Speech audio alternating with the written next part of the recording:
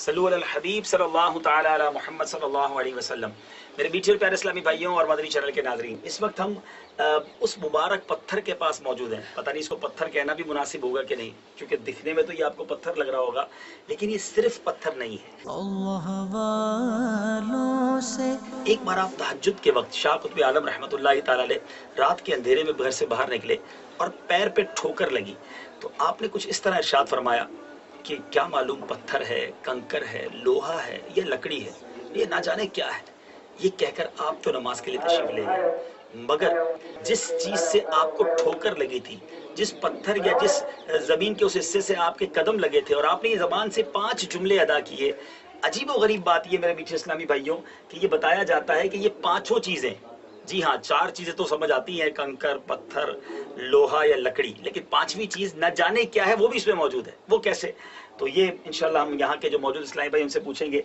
ये हुजूर पत्थर है, ये पत्थर वाली साइड है, ठीक है। अब आप देख रहे होंगे बिल्कुल चिकना और बिल्कुल क्लियर ये पत्थर है। अच्छा, ये बताया जा रहा है कि ये कंकर है और हाथ भी लगाएं तो ये कंकर की फील देता है, ठीक है।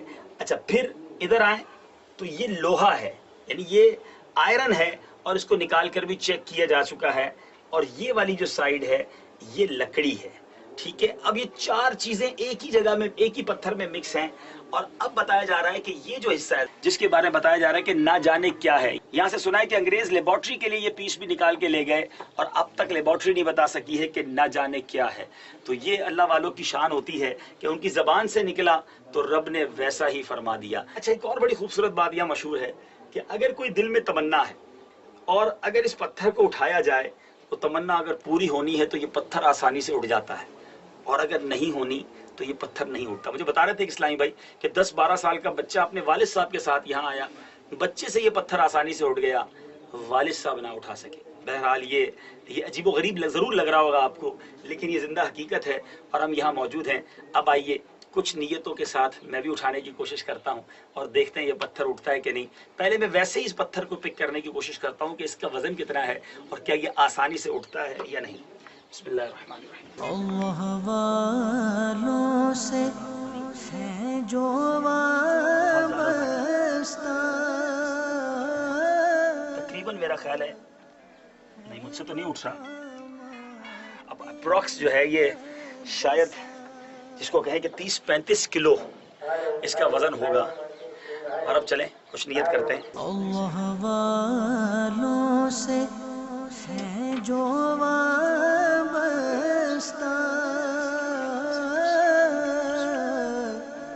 है मकामाते मुक़द्दसा। अल्लाह वालों से है जो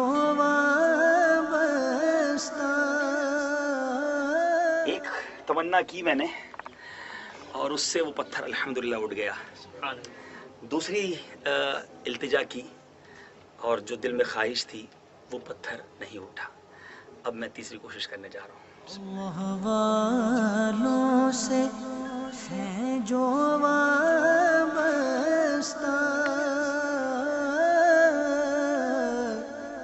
है मकामाते मुक़द्दसा। बताया गया कि अगर ये उठ तो गया, लेकिन जो मुश्किल से उठता है तो वो ख्वाहिश या वो तमन्ना भी थोड़ी मुश्किल से पूरी होती है।